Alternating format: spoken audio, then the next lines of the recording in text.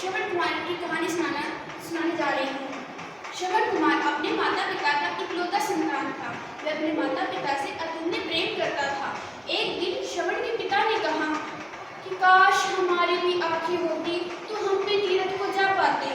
तभी श्रवण ने ठान लिया कि वो अपने माता पिता को तीर्थ अवश्य करवाकर रहेगा। इसी बीच श्रवण की माँ ने कहा कि पुत्र, हमारी तो आंखें ही नहीं है, तो हम भला तीर्थ को कैसे जा पाएंगे।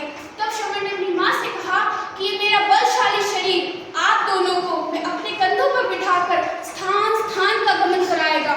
मेरी आंखें दिखाएंगी आपको राहें रहानुमा बनकर, मेरी आंखें दिखाएंगी आपको राहें रहानुमा बनकर। पैर यदि ना करे खिदमत जुदा कर दूं इन्हें, इशारा करने दिया आप तो प्राण भी निछावर कर दूं मैं, प्राण भी निछावर कर दूं मैं। उनके माता पिता ने उनको बहुत समझाया। जाने की बजाय उनके पीछे जाने की बजाय ऐसे करो, ऐसे और फिर ऐसे पीछे नहीं। उनकी माता पिता ने उन्हें बहुत समझाया, परंतु श्रवण ने किसी की एक भी सुनी और वह अपने माता पिता को कावड़ के सहारे अपने कंधे पर बिठाकर तीर्थ के लिए निकल गए।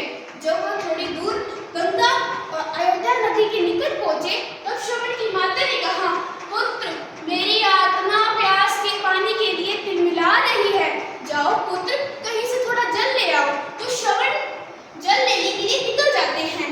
उन्होंने कई देर जल को खोजा, उनको कहीं भी जल नहीं मिला तो वो निराश होकर प्रभु को याद करते और कहते हैं, हे दीनानाथ, तू दुखियों का सहारा है, हे प्रभु तू भक्तों का प्यारा है, दिखा दिखा दिखा प्रभु अपनी दया की दृष्टि दिखा, बरसा बरसा बरसा प्रभु प्रेम के बादल बरसा। तभी श्रवण को कहीं से निर्मल जल बहने की आवाज सुनाई देती है तो वो उससे कहता है, आहा निर्मल जल कैसे शोभा दिखा रहा है, नदी का लेप कैसे उमड़ता शीघ्रता से उमड़ता जा रहा है।